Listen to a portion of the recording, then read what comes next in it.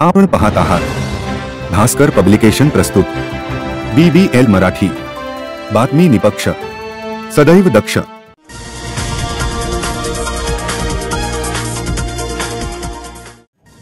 Today Maharashtra, Banda ते चांदा, बातमी निपक्ष, सदैव दक्ष। पाहत रहा BBL मराठी। रोहा कुंडलिका नदी पुलावरून एका अज्ञात इसमाने नदीत उडी मारली।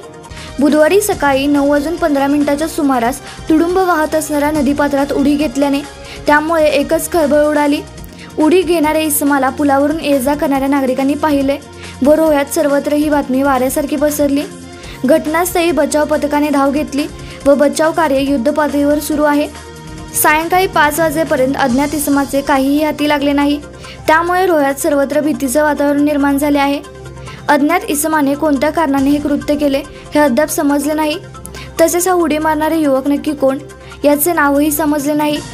रात्री 3:30 वाजल्यापासून रोह्यात मुसळधार पाऊस पडत आहे, त्यामुळे कुंडलिका नदी पात्र तुडुंब भरून वाहत आहे। अष्टमी नदी पुलाला पाणी लागले आहे।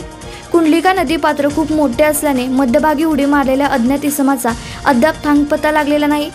रोहा पोलीस व बचाव पथक या इसमाला शोधण्यासाठी अथक परिश्रम घेत आहेत। BBL मराठीसाठी प्रतिनिधी शशिकांत मोरे, रोहा। रिकवर कर सकते हैं और एक ही कैजुअलिटी जो पहले 2 बोल रहे थे, खाली अब कंफर्म हो गया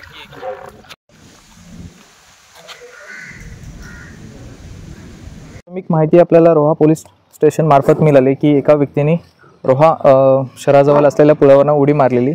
त्या अनुषंगाने आपण एक पूर्ण मीटिंग बसवली व पुढील जो काय प्लॅन होता त्याची प्रिपरेशन केलं आणि आपण ज्या ठिकाणाहून त्या व्यक्तीने उडी मारली तेथून जवळपास आता आपण 8 किलोमीटरवरती त्याचा शोध घेण्याचा प्रयत्न केला।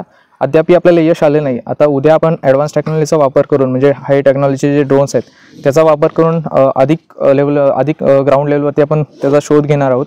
यासोबत आपल्यासोबत पोलीस प्रशासन होता, दीपक नायट्रेट कंपनीचे काही कर्मचारी आपल्यासोबत आहेत, त्यासोबत सह्याद्री वन्यजीव रक्षणार्थ सामाजिक संस्थासुद्धा या शोध कार्यामध्ये सहभागी आहे। अजून आपल्याला काही ह्यामध्ये माहिती मिळते त्या अनुषंगाने आपण अजून ऑपरेशन अधिक ॲडव्हान्स लेवलवरती करणार आहोत।